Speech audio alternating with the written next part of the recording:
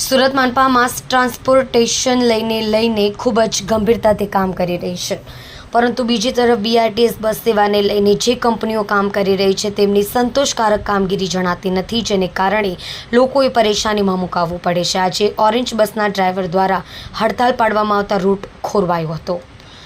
સુરતના Bhestan BRTS depot ખાતે આજે ડ્રાઈવરો દ્વારા હડતાલ પર ઉતરવાનો નિર્ણય કરવામાં આવ્યો હતો।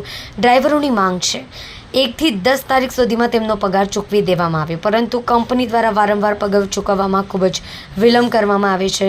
ગયા મહિનામાં પણ 22 તારીખે પગાર ચૂકવવામાં આવ્યો હતો। પીએફ પણ સમયસર ચૂકવવામાં આવતું નથી।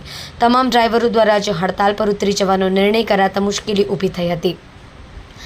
સેડ્રીલિંકના કોઓર્ડિનેટર પ્રવીણ પ્રસાદે જણાવ્યું હતું કે ઓરેન્જ બીઆરટીએસ કંપનીને 71 જેટલી બસો આજે ડ્રાઈવરોની હડતાલને કારણે બંધ રહી હતી, જેને કારણે રૂટ નંબર 11, 12 અને 13 ઉપર તેની અસર દેખાઈ હતી।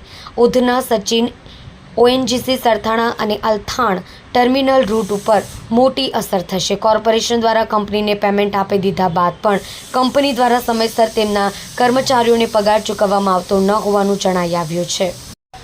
કંપનીએ યોગ્ય કામગીરી કરી ન હોવાને કારણે લોકોએ પરેશાન થવું પડે છે। સમયસર પગાર ચૂકવવામાં ન આવતા ડ્રાઈવર દ્વારા હડતાલ ઉપર ઉતરવાનો નિર્ણય કરવામાં આવ્યો છે, જેને કારણે હવે આ રોડ ઉપર સીધી તેની અસર થશે।